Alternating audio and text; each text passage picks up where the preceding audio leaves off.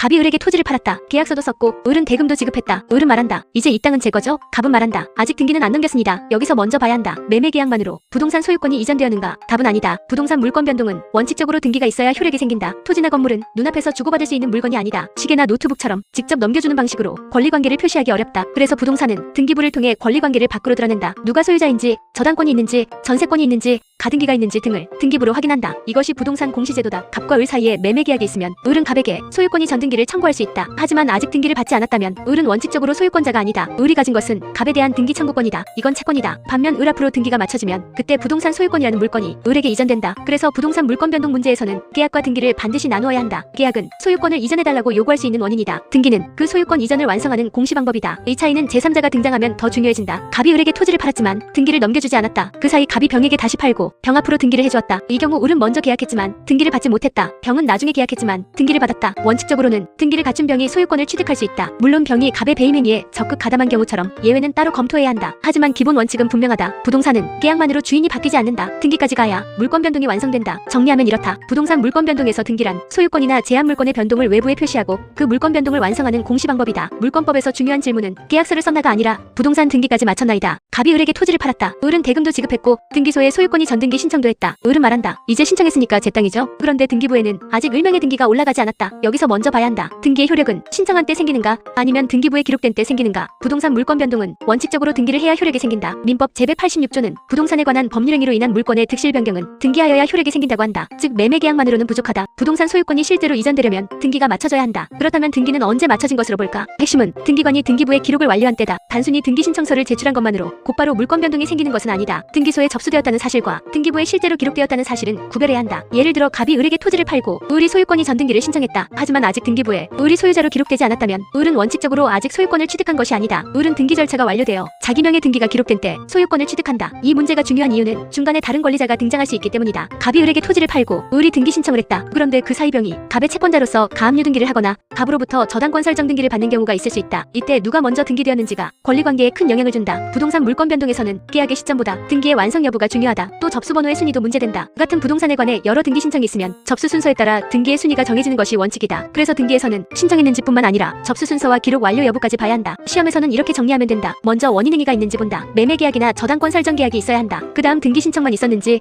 등기가 실제로 완료되었는지 본다. 마지막으로 제3자가 있다면 누구의 등기가 먼저 접수되고 완성되었는지 본다. 정리하면 이렇다. 등기의 효력은 단순히 등기 신청을 한 때가 아니라 등기부에 해당 권리가 기록되어 등기가 완료된 때 발생한다. 물권법에서 중요한 질문은 등기 신청을 했나가 아니라 등기부에 실제로 권리 변동이 기록되었나이다. 갑이 을에게 토지를 팔았다. 을은 계약금도 주고 잔금까지 준비했다. 그런데 갑이 말한다. 마음이 바뀌었습니다. 등기 못 넘겨주겠습니다. 을은 말한다. 계약했으니까 등기 넘겨주세요. 여기서 먼저 봐야 한다. 을은 갑에게 무엇을 청구할 수 있는가? 부동산은 계약만으로 소유권이 이전되지 않는다. 소유권이 실제로 이전되려면 소유권이 전등기가 필요하다. 그래서 매수인 을은 매도인 갑에게 소유권이 전등기를 해달라고 청구할 수 있다. 이것이 등기 청구권이다. 등기 청구권이란 등기권이자가 등기 의무자에게 등기 절차에 협력해달라고 청구하는 권리다. 쉽게 말하면 계약했으니 등기까지 해주세요라고 요구하는 권리다. 매매 계약에서 매도인은 목적물의 소유권을 이전해줄 의무가 있다. 부동산 소유권 이전은 등기로 완성되므로 매도인은 매수인에게 소유권이 전등기 절차를 이행해줄 의무를 진다. 사례에서 갑과 을 사이의 매매 계약이 유효하다면 을은 갑에게 소유권이 전등기 청구권을 가진다. 하지만 아직 등기가 넘어오지 않았다면 을은 소유자가 아니다. 을은 소유권자가 아니라 소유권을 이전받을 수 있는 채권자다. 이 구별이 중요하다. 을은 갑에게 등기를 넘겨달라고 할 수 있다. 하지만 등기 전에는 원칙적으로 제3자에게 내가 소유자다라고 주장하기 어렵다. 예를 들어 갑이 같은 토지를 병에게 다시 팔고 병이 먼저 등기를 받으면 을은 곤란해질 수 있다. 을은 갑에게 채무불 이행 책임을 물을 수 있지만 병에게 당연히 소유권을 주장할 수 있는 것은 아니다. 물론 병이 갑의 배임 행위에 적극 가담했다면 별도로 무효 문제가 생길 수 있다. 하지만 기본은 분명하다. 등기 청구권은 물권 자체가 아니라 등기를 요구할 수 있는 채권적 권리다. 시험에서는 이렇게 정리하면 된다. 먼저 갑과 을 사이에 유효한 매매 계약이 있는지 본다. 그 다음 갑이 등기 의무자인지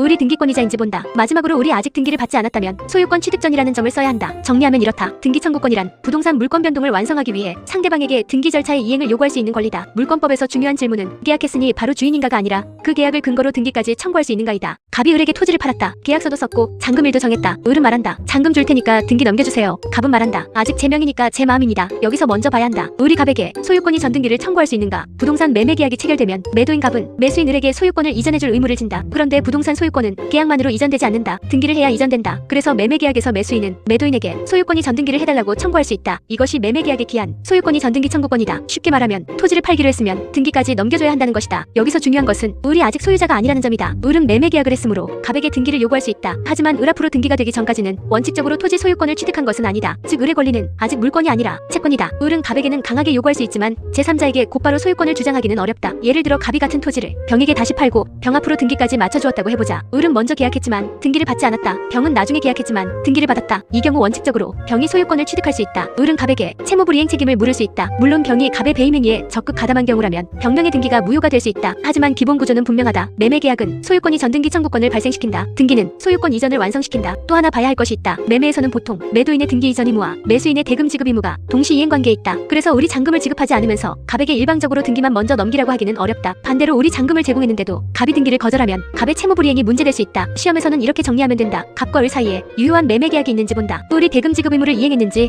또는 이행 제공했는지 본다. 그 다음 갑에게 소유권이 전등기 절차를 이행할 의무가 있는지 판단한다. 마지막으로 등기 전에는 을이 아직 소유권자가 아니라는 점을 써야 한다. 정리하면 이렇다. 매매계약에 기한 소유권이 전등기 청구권이란 매수인이 매도인에게 부동산 소유권 이전을 완성하기 위해 등기 절차 이행을 요구할 수 있는 권리다. 물권법에서 중요한 질문은 계약했으니 바로 내 땅인가가 아니라 계약을 근거로 등기를 청구할 수 있고 실제 등기까지 마쳤는가이다. 갑의 토지가 있었다. 그런데 을이 위조된 서류를 이용해서 자기 명의로 소유권이 전등기를 마쳤다. 등기부에는 을이 소유자로 적혀있다. 을은 말한다. 등기부에 제 이름이 있으니 제 땅입니다. 갑은 말한다. 그 등기는 원인 없는 등기입니다. 여기서 먼저 봐야 한다. 등기가 있다는 사실만으로 을이 소유권을 취득했는가? 답은 아니다. 부동산 물권 변동에는 등기가 필요하다. 하지만 등기만 있으면 항상 소유권이 이전되는 것은 아니다. 그 등기를 뒷받침하는 유효한 원인이 있어야 한다. 예를 들어 매매계약, 증여계약, 교환계약처럼 소유권을 이전시킬 법률상 원인이 있어야 한다. 그런데 그 원인이 처음부터 없거나 무효이거나 위조 서류에 의해 등기가 이루어진 경우에는 그 등기는 실체관계에 맞지 않는 등기다. 이것이 원인무효 등기다. 원인무효 등기란 등기부에는 권리 변동이 있는 것처럼 적혀있지만 그 등기를 정당화할 법률상 원인이 없는 등기를 말한다. 사례에서 을이 갑과 매매계약을 한 적도 없고 갑의 진정한 의사에 따라 등기를 받은 것도 아니라면 을명의 등기는 원인무효다. 따라서 갑은 여전히 진정한 소유자다. 갑은 을을 상대로 소유권에 기한 등기 말소 청구를 할 수 있다. 여기서 중요한 것은 부동산 등기에는 공신력이 없다는 점이다. 등기부에 을의 이름이 올라가 있다고 해서 을이 당연히 소유자가 되는 것은 아니다. 등기는 실제 권리관계에 맞아야 한다. 만약 실제 권리관계와 등기가 다르면 진정한 소유자는 그 잘못된 등기의 말소를 구할 수 있다. 시험에서는 이렇게 쓰면 된다. 먼저 을명의 등기가 존재하는지 본다. 그 다음 그 등기의 원인이 된 매매계약이나 처분행위가 유효한지 본다. 원인행위가 없거나 무효라면 을명의 등기는 원인무효 등기다. 그리고 갑이 진정한 소유자라면 갑은 을에게 등기 말소를 청구할 수 있다. 다만 한 가지 더 봐야 한다. 처음 원인에는 문제가 있었더라도 현재 등기가 실체관계에 부합하는 경우가 있을 수 있다. 이 경우에는 무조건 말소되는 것이 아니라 실체관계에 부합하는 등기인지가 따로 문제된다. 결국 등기원인 무효 문제의 핵심은 등기부의 형식이 아니라 실제 권리관계다. 정리하면 이렇다. 등기원인 무효란 등기를 뒷받침하는 법률상 원인이 없거나 무효인 경우이고 그 등기는 원칙적으로 말소의 대상이 된다. 물권법에서 중요한 질문은 등기부에 누구 이름이 있나가 아니라 그 이름이 올라갈 유효한 원인이 있었나이다. 갑의 토지가 있었다. 그런데 을이 아무런 권리 없이 자기 명의로 소유권이 전등기를 마쳤다. 을은 실제로 토지를 사용하지는 않았다. 갑은 말한다. 등기도 말소하고 부당이득도 반환하세요. 을은 말한다. 제가 땅을 쓴 것도 아닌데 무슨 이익을 얻었다는 겁니까? 여기서 먼저 봐야 한다. 을명의 등기가 원인 무효인지 그리고 그 등기만으로도 을에게 부당이득이 성립하는지다. 원인 무효 등기란 등기를 뒷받침하는 법률상 원인이 없는 등기다. 매매계약도 없고 증여도 없고 진정한 소유자의 의사도 없는데 등기만 넘어간 경우다. 이 경우 진정한 소유자인 갑은 을에게 등기 말소를 청구할 수 있다. 이건 소유권에 기한 방해 제거 청구다. 잘못된 등기가 갑의 소유권 행사를 방해하고 있기 때문이다. 그런데 여기서 끝나지 않는다. 을이 그 등기를 통해 법률상 원인 없이 이익을 얻었는지도 문제된다. 부당이득은 법률상 원인 없이 타인의 재산으로 이익을 얻고 그로 인해 타인에게 손해가 발생한 경우에 인정된다. 을 명의로 소유권이 전등기가 되어 있으면 을은 외형상 소유자처럼 보인다. 토지를 처분할 수도 있고 담보로 제공할 수도 있으며 갑의 권리 행사를 방해할 수도 있다. 따라서 을이 실제로 토지를 사용하지 않았더라도 소유권 등기라는 재산상 이익을 얻은 것으로 볼 수 있다. 갑은 그만큼 자기 소유권을 온전히 행사하지 못하는 손해를 입는다. 그래서 원인 무효 등기에서는 등기 말소 청구와 함께 부당이득 반환 문제가 생길 수 있다. 다만 여기서 조심해야 한다. 갑이 을에게 청구하는 내용이 전부 같은 것은 아니다. 등기를 말소하라는 것은 물권적 청구권이다. 잘못된 등기 상태를 제거하라는 것이다. 반면 부당이득 반환 청구는 을이 법률상 원인 없이 얻은 이익을 갑에게 반환하라는 것이다. 만약 을이 토지를 실제로 사용해 수익을 얻었다면 사용이익 상당의 부당이득도 문제될 수 있다. 예를 들어 을이 그 토지를 주차장으로 운영했다면 그 수익 또는 사용이익 상당액을 반환해야 할 수 있다. 반대로 을이 등기만 가지고 있었고 실제 사용 수익은 없었다면 구체적으로 반환할 이익의 범위를 따로 따져야 한다. 시험에서는 이렇게 나누면 된다. 첫째, 을명의 등기가 원인 무효인지 본다. 둘째, 갑은 을에게 소유권에 기한 등기 말소 청구를 할 수 있는지 본다. 셋째, 을이 그 등기나 토지 사용을 통해 법률상 원인 없이 이익을 얻었는지 본다. 넷째, 갑에게 그에 대응하는 손해가 있는지 본다. 정리하면 이렇다. 원인 무효 등기와 부당이득 문제란 무효인 등기를 가진 사람이 그 등기나 사용 수익을 통해 얻은 이익을 진정한 소유자에게 반환해야 하는지의 문제다. 물권법에서 중요한 질문은 등기를 지울 수 있나에서 끝나는 것이 아니라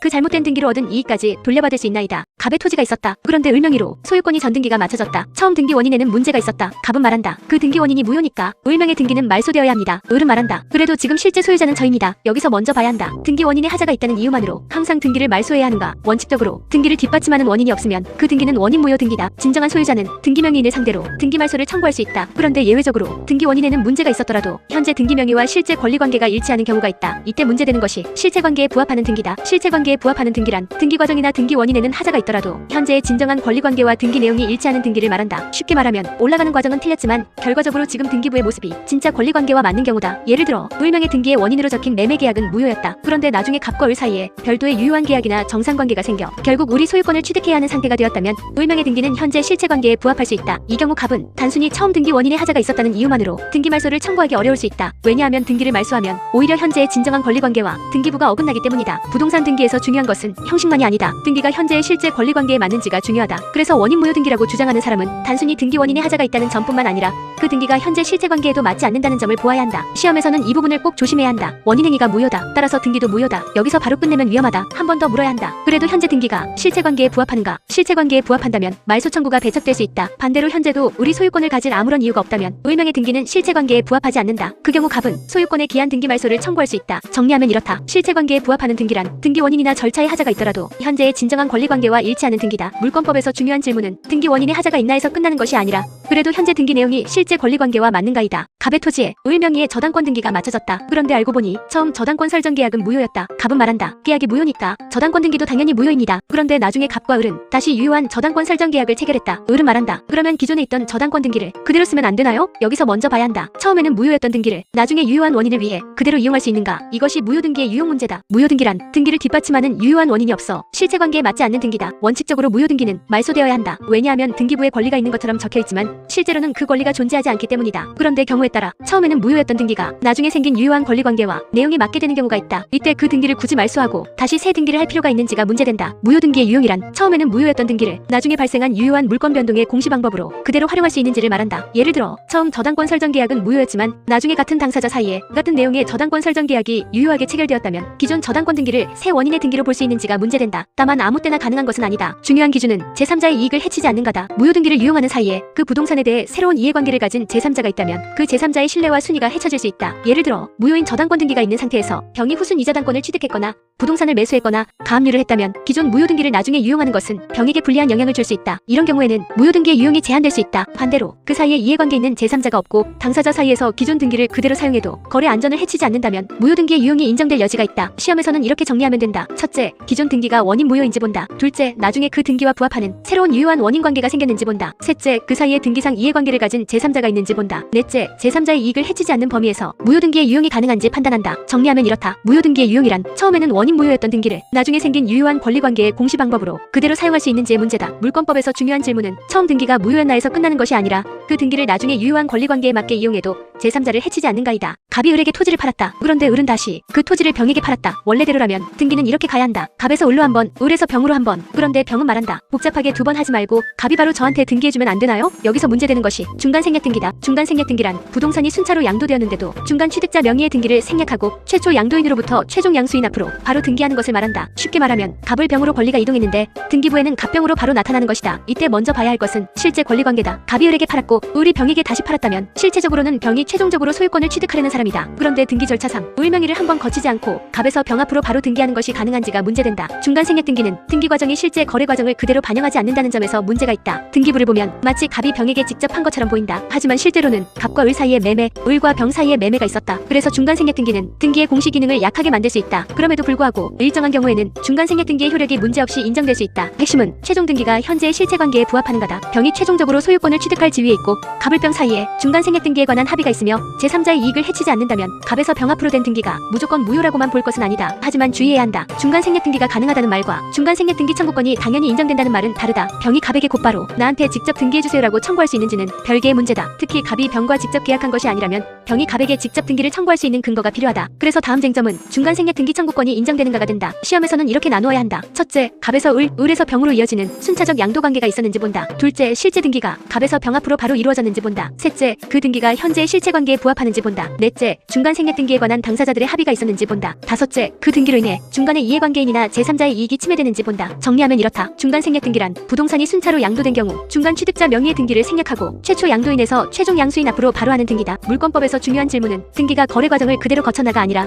그 등기가 현재의 실체 관계에 부합하고 제3자를 해치지 않는가이다. 갑이 을에게 토지를 팔았다. 그런데 을은 그 토지를 다시 병에게 팔았다. 병은 말한다. 어차피 최종적으로 제가 살 거니까 갑이 바로 저한테 등기해주세요. 갑은 말한다. 저는 을한테 팔았지 병한테 판 적은 없습니다. 여기서 먼저 봐야 한다. 병이 갑에게 직접 소유권이 전등기를 청구할 수 있는가? 이것이 중간 생략 등기 청구권 문제다. 중간 생략 등기란 갑에서 을에서 병으로 부동산이 순차로 양도되었는데 등기는 중간자인 을을 거치지 않고 갑에서 병 앞으로 바로 하는 것이다. 그런데 중요한 것은 중간 생략 등기가 유효할 수 있다는 말과 병이 갑에게 직접 등기를 청구할 수 있다는 말은 다르다는 점이다. 이미 갑에서 병 앞으로 등기가 맞춰졌고 그 등기가 현재의 실체관계에 부합하며 제3자를 해치지 않는다면 그 등기가 무조건 무효는 아닐 수 있다. 하지만 아직 등기가 되기 전이라면 병이 갑에게 바로 나에게 등기해달라고 청구할 수 있는지는 따로 따져야 한다. 원칙적으로 병은 을과 매매 계약을 했다. 병의 계약 상대방은 을이다. 따라서 병은 을에게 소유권이 전등기를 청구할 수 있다. 반면 갑은 병과 직접 계약한 사람이 아니다. 갑의 계약 상대방은 을이다. 그래서 병이 갑에게 직접 등기를 청구하려면 특별한 근거가 필요하다. 대표적으로 갑, 을, 병 사이에 중간 생략 등기에 관한 합의가 있어야 한다. 즉 갑도 병에게 직접 등기해주기로 동의하고 을도 이를 승인하며 병도 그 방식으로 등기를 받기로 한 경우라면 병은 갑에게 직접 등기를 청구할 수 있다. 하지만 그런 합의가 없다면 병이 갑에게 당연히 직접 등기를 청구할 수는 없다. 병은 을에게 청구해야 하고 을은 갑에게 청구해야 한다. 이 구조를 건너뛰려면 당사자 전원의 의사 연결이 필요하다. 시험에서는 이 부분을 조심해야 한다. 중간 생략 등기는 유효할 수 있다. 따라서 병은 갑에게 바로 등기 청구 가능하다. 이렇게 쓰면 위험하다. 등기의 유효성과 등기 청구권의 발생은 구별해야 한다. 이미 된 등기가 실체관계에 부합해서 유효한지와 아직 안 된 등기를 직접 청구할 수 있는지는 다른 문제다. 정리하면 이렇다. 중간 생략 등기 청구권이란 최종 양수인이 최초 양도인에게 중간자를 거치지 않고 직접 자기 명의로 등기해달라고 청구할 수 있는 권리다. 물권법에서 중요한 질문은 바로 등기하면 편한가가 아니라 최초 양도인까지 포함한 중간 생략 등기 합의가 있는가이다. 갑이 자기 돈으로 건물을 새로 지었다. 그런데 아직 건물 보존 등기를 하지 않았다. 그 상태에서 갑은 을에게 그 건물을 팔았다. 을은 말한다. 계약했으니까 이제 제 건물 아닌가요? 갑은 말한다. 아직 등기 자체가 없습니다. 여기서 먼저 봐야 한다. 미등기 부동산도 양도할 수 있는가? 그리고 을은 언제 소유권을 취득하는가? 미등기 부동산이란 아직 등기부에 등록되지 않은 부동산을 말한다. 예를 들어 새로 지은 건물이 아직 보존 등기되지 않은 경우가 있다. 이때 건물 자체가 존재하지 않는 것은 아니다. 건물은 이미 물리적으로 존재한다. 다만 등기부상 권리관계가 공시되지 않았을 뿐이다. 미등기 부동산도 매매 계약의 대상이 될 수 있다. 갑은 을에게 그 건물을 팔기로 약속할 수 있다. 그러면 을은 갑에게 등기 절차에 협력하라고 청구할 수 있다. 하지만 부동산 소유권은 원칙적으로 등기를 해야 이전된다. 따라서 을이 매매 계약만 체결했다고 해서 곧바로 건물 소유권을 취득하는 것은 아니다. 미등기 건물의 경우에는 먼저 보존 등기가 문제된다. 보존 등기란 아직 등기되지 않은 부동산에 대해 처음으로 소유권 등기를 만드는 것이다. 보통 원시 취득자인 갑 명의로 소유권 보존 등기를 한 뒤 갑에서 을 앞으로 소유권이 전 등기를 하는 방식이 된다. 즉 구조는 이렇다. 갑이 건물을 신축했다. 갑은 원시 취득자로서 건물 소유권을 취득한다. 하지만 을이 매매로 소유권을 이전받으려면 등기가 필요하다. 그래서 갑 명의 보존 등기와 을 명의 이전 등기가 문제된다. 여기서 중요한 것은 계약과 물권 변동을 나누는 것이다. 갑과 을 사이의 매매 계약은 유효할 수 있다. 그러나 을이 소유권을 취득하려면 등기까지 마쳐야 한다. 등기가 없으면 을은 갑에게 등기 절차 이행을 청구할 수 있을 뿐 원칙적으로 아직 소유권자는 아니다. 시험에서는 이렇게 정리하면 된다. 첫째, 미등기 부동산이라도 매매 계약의 목적물이 될 수 있는지 본다. 둘째, 매도인이 실제 소유자인지 본다. 셋째, 부동산 물권 변동에는 등기가 필요하므로 매수인이 등기를 마쳤는지 본다. 넷째, 등기 전이라면 매수인은 소유권자가 아니라 등기 청구권을 가진 채권자라는 점을 쓴다. 정리하면 이렇다. 미등기 부동산의 양도란 아직 등기되지 않은 부동산을 매매 등으로 이전하려는 경우이고 계약은 가능하지만 소유권 이전은 등기를 갖추어야 완성된다. 물권법에서 중요한 질문은 건물이 실제로 있나가 아니라 그 건물에 대해 보존 등기와 이전 등기까지 갖추었나이다. 갑이 건물을 새로 지었다. 갑은 그 건물에 대해 자기 명의로 소유권 보존 등기를 했다. 그런데 어떤 이유로 같은 건물에 대해 을 명의의 소유권 보존 등기도 따로 생겼다. 등기부상으로는 마치 같은 건물에 두 개의 첫 소유권 등기가 있는 것처럼 보인다. 갑은 말한다. 이 건물은 제가 지었습니다. 을은 말한다. 제 명의 보존 등기도 있습니다. 여기서 먼저 봐야 한다. 같은 부동산에 대해 중복된 보존 등기가 있을 때 어느 등기가 유효한가? 소유권 보존 등기는 미등기 부동산에 대해 처음으로 소유권을 공시하는 등기다. 쉽게 말하면 등기부에 처음 올라가는 소유권 등기다. 그런데 하나의 부동산에는 원칙적으로 하나의 소유권 보존 등기만 있어야 한다. 같은 건물, 같은 토지에 대해 서로 다른 사람 명의의 보존 등기가 중복으로 존재하면 권리관계가 충돌한다. 이것이 중복 보존 등기 문제다. 중복 보존 등기가 있으면 먼저 등기된 보존 등기가 항상 유효한지 나중 등기가 항상 무효인지가 문제된다. 기본적으로는 먼저 이루어진 보존 등기가 실체관계에 부합하면 그 등기가 유효하다. 그 뒤에 같은 부동산에 대해 다시 이루어진 보존 등기는 중복 등기로서 무효가 될 수 있다. 예를 들어 갑이 실제 건물 소유자이고 갑명의 보존 등기가 먼저 적법하게 이루어졌다면 나중에 된 을명의 보존 등기는 실체관계에 맞지 않는 중복 등기다. 갑은 을을 상대로 을명의 보존 등기의 말소를 청구할 수 있다. 하지만 여기서도 핵심은 단순히 순서만이 아니다. 등기가 실제 권리관계에 맞는지가 중요하다. 먼저 된 보존 등기가 처음부터 원인 없는 등기이고 나중 등기가 오히려 진정한 소유자 명의라면 무조건 먼저 등기만 보호할 수는 없다. 결국 등기의 선호와 함께 실체관계를 봐야 한다. 부동산 등기에는 공신력이 없다. 따라서 등기부에 먼저 이름이 올라갔다는 이유만으로 항상 진정한 권리자가 되는 것은 아니다. 시험에서는 이렇게 정리하면 된다. 첫째, 같은 부동산에 대해 두 개 이상의 보존 등기가 있는지 본다. 둘째, 각 보존 등기의 대상이 정말 동일한 부동산인지 확인한다. 셋째, 어느 등기가 먼저 이루어졌는지 본다. 넷째, 그 등기가 실체관계에 부합하는지 판단한다. 다섯째, 실체관계에 부합하지 않는 중복 보존 등기는 말소 대상이 될 수 있다고 쓴다. 정리하면 이렇다. 중복 보존 등기란 같은 부동산에 대해 소유권 보존 등기가 중복으로 이루어진 경우를 말하고 그 효력은 등기의 선호와 실체관계 부합 여부를 중심으로 판단한다. 물권법에서 중요한 질문은 누가 먼저 등기했나에서 끝나는 것이 아니라 그 보존 등기가 진짜 소유관계에 맞는가이다. 갑의 토지가 있다. 등기부를 보니 을 명의로 소유권이 전 등기가 되어 있다. 을은 말한다. 등기부에 제 이름이 있으니 제가 소유자입니다. 갑은 말한다. 그 등기는 잘못된 겁니다. 여기서 먼저 봐야 한다. 등기부에 적힌 사람을 일단 권리자로 볼 수 있는가? 부동산 등기에는 추정력이 인정된다. 등기의 추정력이란 등기부에 어떤 권리가 기재되어 있으면 그 권리가 실제로 존재하는 것으로 일단 추정하는 힘을 말한다. 쉽게 말하면 등기부상 을이 소유자로 되어 있으면 일단 을이 소유자인 것으로 본다는 뜻이다. 물론 이것이 을이 무조건 진짜 소유자라는 뜻은 아니다. 우리 민법은 부동산 등기의 공신력을 인정하지 않는다. 따라서 등기부가 틀렸다면 진정한 소유자가 그 등기를 다툴 수 있다. 하지만 등기부에 권리가 적혀있는 이상 그 등기를 부정하려는 사람이 그 등기가 잘못되었다는 점을 주장하고 증명해야 한다. 이것이 추정력의 의미다. 예를 들어 을명의 등기가 있다면 을은 일단 소유자로 추정된다. 갑이 을명의 등기는 무효다라고 주장하려면 갑이 그 등기의 원인 무효 사유를 밝혀야 한다. 매매 계약이 없었다거나 서류가 위조되었다거나 명예신탁 약정에 따른 등기라거나 원인행위가 무효라는 점을 주장해야 한다. 등기의 추정력은 소유권이 전 등기뿐만 아니라 저당권 등기, 전세권 등기 같은 제한물권 등기에도 문제된다. 저당권 등기가 있으면 일단 저당권이 존재하는 것으로 추정된다. 전세권 등기가 있으면 일단 전세권이 존재하는 것으로 추정된다. 다만 등기의 추정력은 절대적인 힘이 아니다. 반대 증거가 있으면 깨질 수 있다. 즉 등기부에 이름이 있다고 해서 언제나 이기는 것은 아니다. 등기 원인이 무효라는 점이 밝혀지면 그 등기는 말소될 수 있다. 시험에서는 이 부분을 조심해야 한다. 등기부에 을 이름이 있으니 을이 무조건 소유자다. 이렇게 쓰면 안 된다. 정확히는 을명의 등기가 있으므로 을은 소유자로 추정된다. 그러나 갑이 등기의 원인 무효를 증명하면 그 추정은 번복될 수 있다. 이렇게 써야 한다. 정리하면 이렇다. 등기의 추정력이란 등기부에 기재된 권리가 일단 진정한 권리관계에 부합하는 것으로 추정되는 효력이다. 물권법에서 중요한 질문은 등기부에 이름이 있나 해서 끝나는 것이 아니라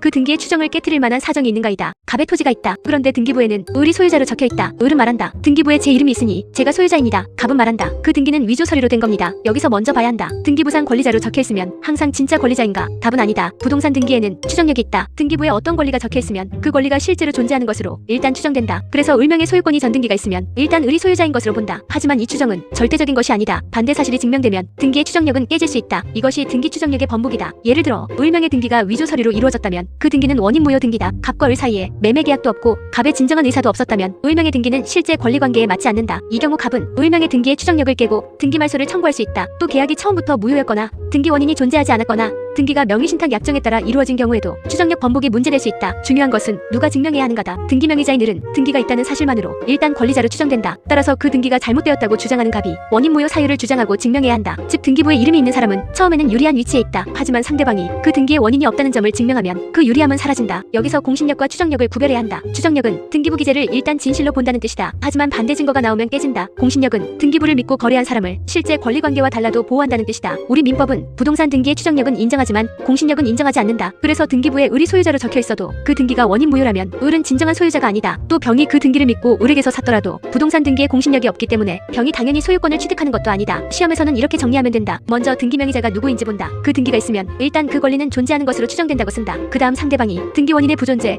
무효, 위조, 취소 등 추정을 깨는 사정을 주장하는지 본다. 그 사정이 인정되면 등기 추정력은 번복되고 등기는 말소 대상이 될 수 있다. 정리하면 이렇다. 등기 추정력의 번복이란 등기부상 권리가 일단 존재하는 것으로 추정되지만 그 등기의 원인이 없거나 무효라는 사정이 증명되면 그 추정이 깨지는 것을 말한다. 물권법에서 중요한 질문은 등기부에 이름이 있나가 아니라 그 등기 이름을 믿게 하는 추정이 깨졌는가이다. 갑이 을에게 토지를 팔기로 했다. 그런데 을은 아직 잔금을 모두 준비하지 못했다. 을은 불안하다. 그 사이 갑이 이 땅을 다른 사람에게 팔면 어떡하지? 그래서 을은 말한다. 일단 제 권리를 등기부에 미리 표시해두고 싶습니다. 여기서 문제되는 것이 가등기다. 가등기란 장래에 본등기를 할 수 있는 권리를 미리 보존하기 위해 하는 예비적 등기다. 쉽게 말하면 지금 당장 소유권이 전등기를 받을 수는 없지만 나중에 등기를 받을 지위가 있다는 것을 등기부에 미리 표시해두는 것이다. 예를 들어 갑이 을에게 토지를 팔기로 했는데 아직 잔금 지급 전이라서 소유권이 전등기를 바로 하지 않는 경우가 있다. 이때 을은 나중에 소유권이 전등기를 받을 권리를 보존하기 위해 가등기를 할 수 있다. 가등기의 핵심 기능은 순위 보존이다. 가등기 자체만으로 소유권이 바로 이전되는 것은 아니다. 을이 가등기를 했다고 해서 곧바로 토지 소유자가 되는 것은 아니다. 을은 아직 본등기를 해야 한다. 하지만 나중에 본등기를 하면 그 본등기의 순위가 가등기를 한때로 소급한다. 이게 중요하다. 갑이 을에게 가등기를 해준 뒤 그 토지를 병에게 팔고 병 앞으로 소유권이 전등기를 했다고 해보자. 등기부상으로는 병의 본등기가 먼저 완성된 것처럼 보일 수 있다. 하지만 을이 나중에 가등기의 기한 본등기를 마치면 을의 본등기 순위는 가등기 시점으로 올라간다. 그러면 병의 권리는 을의 권리보다 뒤로 밀릴 수 있다. 그래서 가등기는 나중에 권리를 취득할 사람을 제3자로부터 보호하는 장치다. 다만 가등기를 했다고 해서 권리 취득이 끝난 것은 아니다. 가등기는 본등기의 준비 단계다. 실제로 소유권을 취득하려면 가등기의 기한 본등기를 해야 한다. 또 가등기의 원인이 되는 권리도 있어야 한다. 매매예약, 매매계약, 대물변제예약 등 장래 본등기를 청구할 수 있는 법률관계가 있어야 한다. 원인 없는 가등기는 그 자체로 문제될 수 있다. 시험에서는 이렇게 정리하면 된다. 첫째, 가등기에 원인관계가 있는지 본다. 둘째, 가등기가 실제로 맞춰졌는지 본다. 셋째,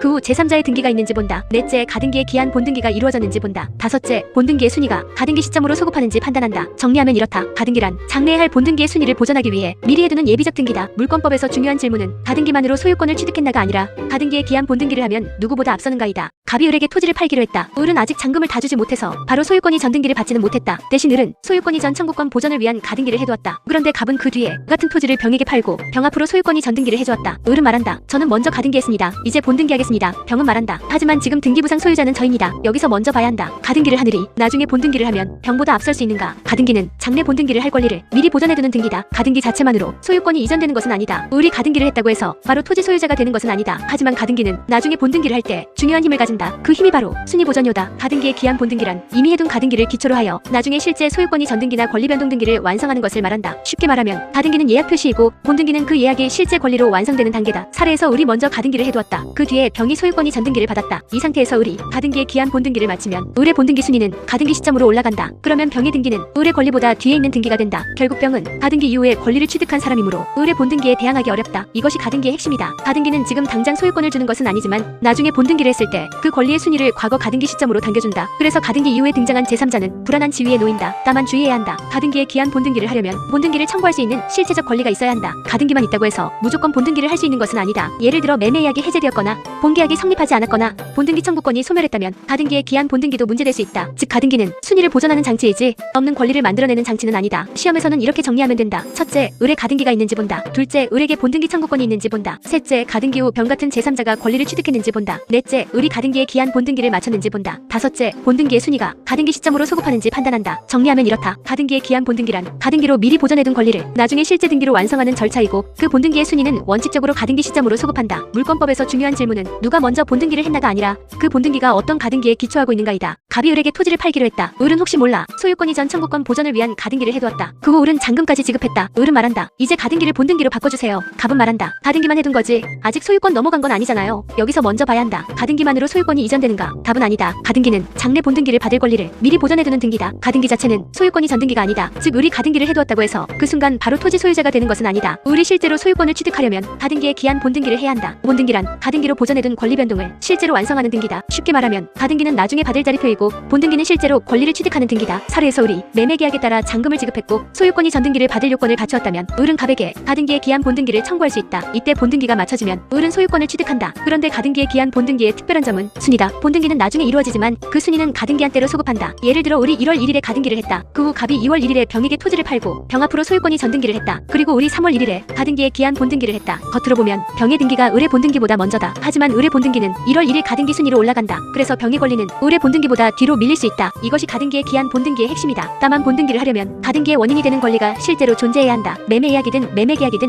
소유권 이전 청구권이든 본등기를 청구할 수 있는 실체적 권리가 있어야 한다. 가등기만 있고 그 기초가 되는 권리가 없다면 본등기를 할 수 없다. 시험에서는 이렇게 정리하면 된다. 첫째, 가등기가 있는지 본다. 둘째, 그 가등기의 원인이 되는 소유권 이전 청구권이 존재하는지 본다. 셋째, 본등기 요건이 충족되었는지 본다. 넷째, 본등기가 이루어지면 그 순위가 가등기 시점으로 소급하는지 본다. 다섯째, 그 사이에 등장한 제3자의 권리가 어떻게 되는지 판단한다. 정리하면 이렇다. 가등기의 기한 본등기란 가등기로 보전해둔 장래의 권리 변동을 실제로 완성하는 등기이고 그 본등기의 순위는 가등기 시점으로 소급한다. 물권법에서 중요한 질문은 가등기를 해두었나가 아니라 그 가등기를 근거로 본등기까지 맞춰 권리를 완성했나이다. 갑이 을에게 토지를 팔기로 했다. 을은 혹시 몰라 소유권 이전 청구권 보전을 위한 가등기를 해두었다. 그런데 갑은 그 후 같은 토지를 병에게 다시 팔았다. 병은 등기부를 보고도 말한다. 가등기는 아직 진짜 소유권이 전등기가 아니잖아요. 제가 본등기를 받으면 되는 거 아닌가요? 병은 갑으로부터 소유권이 전등기를 마쳤다. 그 후 을이 말한다. 저는 가등기의 기한 본등기를 하겠습니다. 여기서 먼저 봐야 한다. 가등기 후에 권리를 취득한 병은 을에게 대항할 수 있는가? 가등기는 그 자체로 소유권을 이전시키는 등기는 아니다. 을이 가등기를 했다고 해서 곧바로 토지 소유자가 되는 것은 아니다. 하지만 가등기는 장래 본등기의 순위를 보전한다. 즉 을이 나중에 가등기의 기한 본등기를 하면 그 본등기의 순위는 가등기 시점으로 올라간다. 이게 제3취득자에게 치명적이다. 병은 가등기 후에 갑으로부터 토지를 매수하고 소유권이 전등기를 받았다. 겉으로 보면 병이 소유자처럼 보인다. 하지만 병의 등기는 을의 가등기보다 뒤에 이루어진 등기다. 을이 나중에 본등기를 하면 을의 본등기는 가등기 시점의 순위를 가지므로 병의 등기보다 앞서게 된다. 결국 병은 을의 본등기에 대항하기 어렵다. 쉽게 말하면 가등기 뒤에 들어온 사람은 가등기가 본등기로 완성될 위험을 안고 들어오는 것이다. 그래서 등기부에 가등기가 있으면 그 부동산을 사는 사람은 조심해야 한다. 아직 본등기가 아니니까 괜찮다가 아니다. 가등기가 본등기로 바뀌면 자기 등기가 뒤로 밀릴 수 있다. 다만 을이 무조건 이기는 것은 아니다. 을의 가등기에 기초한 권리가 실제로 존재해야 한다. 가등기의 원인인 매매이야기나 매매계약이 무효라면 을은 본등기를 할 수 없다. 또 을의 본등기 청구권이 소멸했거나 가등기 자체가 원인 무효라면 병은 그 점을 다툴 수 있다. 따라서 시험에서는 이렇게 정리해야 한다. 첫째, 을의 가등기가 유효한지 본다. 둘째, 병이 가등기 후에 권리를 취득했는지 본다. 셋째, 을이 가등기에 기한 본등기를 할 수 있는지 본다. 넷째, 본등기가 이루어지면 그 순위가 가등기 시점으로 소급하는지 본다. 다섯째, 그 결과 병의 등기가 을의 권리보다 뒤로 밀리는지 판단한다. 정리하면 이렇다. 가등기 후 제3취득자란 가등기가 된 뒤에 그 부동산에 관하여 권리를 취득한 사람이고 가등기권자가 본등기를 하면 원칙적으로 그 본등기의 순위에 밀릴 수 있다. 물권법에서 중요한 질문은 제3자가 본등기를 받았나가 아니라 그 본등기가 가등기보다 앞설 수 있는가이다. 갑의 토지가 있었다. 그런데 을이 위조 서류를 이용해서 자기 명의로 소유권이 전등기를 했다. 등기부에는 을이 소유자로 적혀있다. 을은 말한다. 등기부에 제 이름이 있으니 제가 주인입니다. 갑은 말한다. 당신은 애초에 권리자가 아닙니다. 여기서 먼저 봐야 한다. 등기 명의자가 진짜 권리자인가? 부동산 등기는 중요하다. 소유권을 이전받으려면 원칙적으로 등기가 필요하다. 하지만 등기가 있다고 해서 항상 진짜 권리자가 되는 것은 아니다. 우리 민법은 부동산 등기의 공신력을 인정하지 않는다. 즉 등기부에 이름이 있다고 해서 그 사람이 무조건 소유자가 되는 것은 아니다. 등기가 실제 권리관계와 맞아야 한다. 무권리자의 등기란 실제로는 권리가 없는 사람이 등기부상 권리자로 올라가 있는 경우를 말한다. 예를 들어 을이 서류를 위조해서 갑의 토지를 자기 명의로 등기했다면 을명의 등기는 원인무효 등기다. 을은 등기 명의자일 뿐 진정한 소유자가 아니다. 따라서 갑은 여전히 진정한 소유자다. 갑은 을을 상대로 소유권에 기한 등기 말소 청구를 할 수 있다. 이때 을이 등기부에 내 이름이 있다고 주장해도 그것만으로는 부족하다. 등기에는 추정력이 있으므로 을은 일단 권리자로 추정될 수 있다. 하지만 갑이 그 등기가 위조 서류에 의한 것이라거나 원인행위가 없었다는 점을 증명하면 그 추정은 깨진다. 여기서 공신력과 추정력을 구별해야 한다. 추정력은 등기부에 적힌 권리를 일단 진짜로 보겠다는 것이다. 하지만 반대 증거가 있으면 깨진다. 공신력은 등기부를 믿고 거래한 사람에게 실제 권리관계와 달라도 권리 취득을 인정하는 것이다. 우리 법은 부동산 등기의 추정력은 인정하지만 공신력은 인정하지 않는다. 그래서 무권리자 을의 등기는 갑에게 대항할 수 없다. 그리고 을이 그 등기를 근거로 다른 사람에게 토지를 처분하면 다음 쟁점이 생긴다. 무권리자로부터 등기받은 제3자가 소유권을 취득할 수 있는가? 원칙적으로는 어렵다. 권리 없는 사람은 남에게 권리를 넘겨줄 수 없기 때문이다. 시험에서는 이렇게 정리하면 된다. 첫째, 등기 명의자가 누구인지 본다. 둘째, 그 사람이 실제 권리자인지 본다. 셋째, 등기 원인이 없거나 무효라면 무권리자의 등기라고 쓴다. 넷째, 진정한 소유자는 그 등기의 말소를 청구할 수 있다고 정리한다. 정리하면 이렇다. 무권리자의 등기란 실제로는 권리가 없는 사람이 등기부상 권리자로 기재된 등기다. 물권법에서 중요한 질문은 등기부에 이름이 있나가 아니라 그 사람이 진짜로 등기할 권리를 가지고 있었나이다. 갑의 토지가 있었다. 그런데 을이 위조 서류로 자기 명의 등기를 했다. 등기부에는 을이 소유자로 적혀 있었다. 병은 등기부를 보고 을에게서 그 토지를 샀다. 병은 말한다. 저는 등기부를 믿고 샀습니다. 그리고 제 명의 등기까지 마쳤습니다. 갑은 말한다. 을은 애초에 주인이 아니었습니다. 여기서 먼저 봐야 한다. 무권리자로부터 부동산을 산 병이 소유권을 취득할 수 있는가? 원칙적으로는 어렵다. 부동산 등기에는 공신력이 없기 때문이다. 공신력이란 등기부에 적힌 권리 상태를 믿고 거래한 사람에게 실제 권리관계와 달라도 권리 취득을 인정해주는 힘이다. 그런데 우리 민법은 부동산 등기의 공신력을 인정하지 않는다. 즉 등기부에 을이 소유자로 적혀 있었다고 해도 을이 진짜 소유자가 아니라면 을에게서 산 병도 원칙적으로 소유권을 취득하지 못한다. 왜냐하면 을은 무권리자이기 때문이다. 권리 없는 사람은 다른 사람에게 권리를 넘겨줄 수 없다. 을이 갑의 토지를 처분할 권한이 없었다면 병이 을에게서 등기를 받았더라도 그 등기는 원인무효 등기에 터잡은 등기가 된다. 결국 병명의 등기도 실체관계에 부합하지 않는다. 갑은 병을 상대로 소유권에 기한 등기 말소 청구를 검토할 수 있다. 병 입장에서는 억울할 수 있다. 병은 등기부를 확인했고 을을 소유자로 믿었고 대금까지 지급했을 수 있다. 하지만 부동산 거래에서는 등기부를 믿었다는 사정만으로 항상 보호되는 것은 아니다. 이 점이 동산과 다르다. 동산은 일정한 요건 아래 선의 취득이 인정된다. 무권리자로부터 동산을 샀더라도 선의무과실로 인도받았다면 소유권을 취득할 수 있는 경우가 있다. 하지만 부동산에는 일반적인 선의 취득 제도가 없다. 부동산 등기에는 공신력이 없기 때문이다. 그래서 시험에서는 병은 선이니까 소유권 취득이라고 쓰면 안 된다. 부동산에서는 먼저 등기의 공신력이 부정된다는 점을 써야 한다. 그 다음 병이 보호될 수 있는 특별한 사정이 있는지 따로 봐야 한다. 예를 들어 표현대리, 권리외관 법리, 별도의 제3자 보호 규정이 문제되는 사안이라면 그 부분을 따로 검토해야 한다. 하지만 단순히 등기부를 믿었다는 것만으로는 부족하다. 정리하면 이렇다. 무권리자로부터 등기받은 자는 등기부를 믿고 거래했더라도 부동산 등기의 공신력이 부정되므로 원칙적으로 소유권을 취득하지 못한다. 물권법에서 중요한 질문은 제3자가 선이었나가 아니라 그 제3자가 권리 있는 사람에게서 취득했나이다. 갑이 을에게 토지를 팔았다. 을은 계약서도 썼고 대금도 지급했다. 하지만 을은 아직 소유권이 전등기를 받지 않았다. 그 사이 갑은 같은 토지를 병에게 다시 팔고 병 앞으로 등기를 넘겨주었다. 을은 말한다. 제가 먼저 샀습니다. 병은 말한다. 하지만 등기는 제가 먼저 받았습니다. 여기서 먼저 봐야 한다. 누가 먼저 계약했는가가 아니다. 누가 물권 변동을 제3자에게 주장할 수 있게 만들었는가다. 부동산 물권 변동은 원칙적으로 등기를 해야 효력이 생긴다. 계약만으로는 부족하다. 을이 갑과 먼저 매매 계약을 했더라도 아직 등기를 받지 않았다면 을은 원칙적으로 소유권자가 아니다. 을은 갑에게 소유권이 전등기를 청구할 수 있는 채권자일 뿐이다. 반면 병은 나중에 매매 계약을 했더라도 소유권이 전등기를 마쳤다. 그러면 병은 원칙적으로 부동산 소유권을 취득할 수 있다. 이것이 등기와 제3자 보호 문제다. 부동산 물권은 등기를 통해 외부에 공시된다. 그래서 제3자는 등기부를 기준으로 권리관계를 파악한다. 만약 등기 없이도 계약만 한 사람이 제3자에게 소유권을 주장할 수 있다면 거래가 매우 불안해진다. 제3자는 등기부를 보고도 숨은 계약관계를 모두 조사해야 하기 때문이다. 그래서 법은 부동산 물권 변동에서 등기를 요구한다. 등기를 갖춘 사람이 제3자 관계에서 강한 지위를 가진다. 다만 여기서 조심해야 한다. 등기를 받은 제3자가 항상 보호되는 것은 아니다. 병이 단순히 을에게 먼저 매도된 사실을 알았다는 정도라면 병의 등기가 곧바로 무효가 되는 것은 아니다. 단순 악의만으로는 부족하다. 하지만 병이 갑의 배임행위에 적극 가담했다면 문제가 달라진다. 예를 들어 병이 갑에게 을과의 계약을 깨라고 부추기거나 을보다 먼저 등기만 받으면 된다고 하면서 갑의 위약행위에 협력했다면 병과 갑 사이의 매매 계약은 반사회질서 법률행위로 무효가 될 수 있다. 그러면 병명의 등기도 원인 무효가 될 수 있다. 결국 등기와 제3자 보호 문제에서는 두 가지를 함께 봐야 한다. 첫째, 누가 등기를 갖췄는가? 둘째, 그 등기를 받은 제3자에게 보호할 만한 정당성이 있는가? 시험에서는 이렇게 정리하면 된다. 을은 먼저 매매 계약을 했지만 등기를 받지 않았으므로 원칙적으로 소유권을 취득하지 못했다. 병은 나중에 매수했더라도 등기를 마쳤으므로 원칙적으로 원칙적으로 소유권을 취득한다. 다만 병이 갑의 배임 행위에 적극 가담했다면 병의 매매 계약은 무효가 되고 병명의 등기도 원인 무효가 된다. 정리하면 이렇다. 등기와 제3자 보호란 부동산 물권 변동에서 계약만 한 사람과 등기를 갖춘 제3자 사이의 우열을 판단하는 문제다. 물권법에서 중요한 질문은 누가 먼저 약속했나가 아니라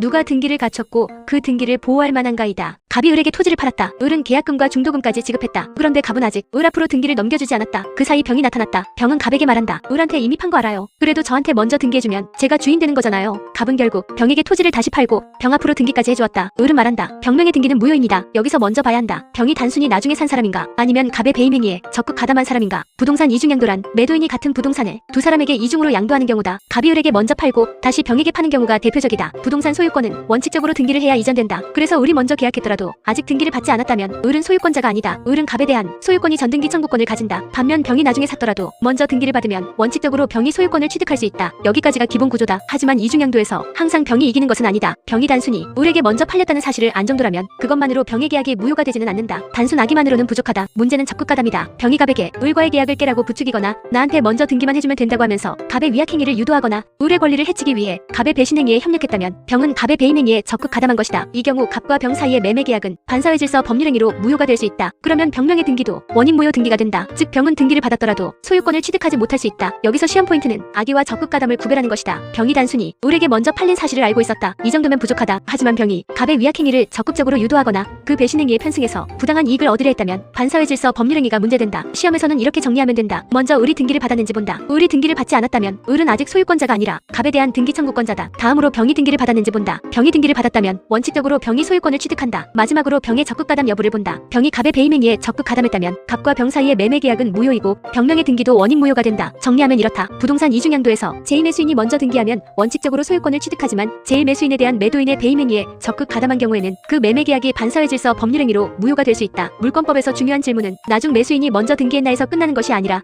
그 등기를 받는 과정에서 매도인의 배신행위에 적극 가담했나이다. 갑이 을에게 토지를 팔았다. 을은 계약금과 중도금까지 지급했다. 하지만 갑은 아직 을 앞으로 등기를 넘겨주지 않았다. 그 사이 갑은 같은 토지를 병에게 다시 팔았다. 병은 을과의 선행 매매 사실을 알고 있었지만 등기 먼저 받으면 된다고 생각하고 갑으로부터 소유권이 전등기를 받았다. 그 후 병은 그 토지를 정에게 다시 팔고 정 앞으로 등기까지 넘겨주었다. 을은 말한다. 제가 먼저 샀습니다. 병과 정명의 등기는 모두 무효입니다. 여기서 먼저 봐야 한다. 을이 먼저 계약했다는 사실만으로 소유권을 취득했는가? 답은 아니다. 부동산 소유권은 원칙적으로 등기를 해야 이전된다. 을은 갑과 먼저 매매 계약을 했지만 아직 등기를 받지 않았다. 따라서 을은 원칙적으로 토지 소유자가 아니다. 을이 가진 것은 갑에 대한 소유권이 전등기 청구권이다. 이건 채권이다. 반면 병은 나중에 매수했지만 소유권이 전등기를 마쳤다. 원칙적으로는 등기를 먼저 받은 병이 소유권을 취득할 수 있다. 하지만 여기서 끝나면 안 된다. 병이 단순히 을에게 먼저 팔린 사실을 알았다는 정도라면 병의 매매 계약이 바로 무효가 되는 것은 아니다. 단순 악의만으로는 부족하다. 그런데 병이 갑의 배임행위에 적극 가담했다면 문제가 달라진다. 병이 갑에게 을과의 계약을 깨라고 부추겼거나 을보다 먼저 등기만 받으면 된다고 하면서 갑의 위약행위를 유도했다면 갑과 병 사이의 매매 계약은 반사회 질서 법률행위로 무효가 될 수 있다. 그러면 병명의 등기도 원인 무효 등기가 된다. 그 다음 정을 봐야 한다. 정은 병에게서 토지를 산 사람이다. 만약 병이 무권리자라면 정은 원칙적으로 소유권을 취득하기 어렵다. 부동산 등기에는 공신력이 없기 때문이다. 정이 병명의 등기를 믿고 샀더라도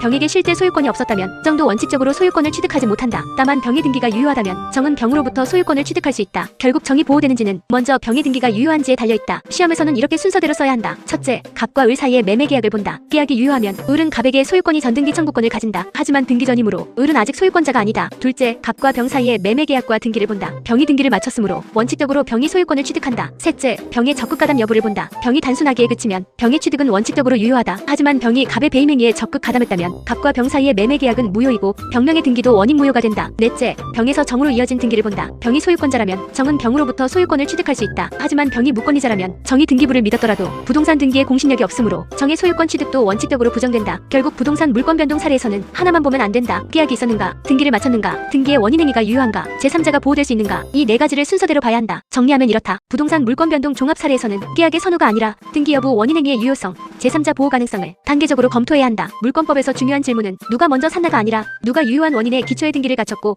그 등기를 보호할 수 있는가이다.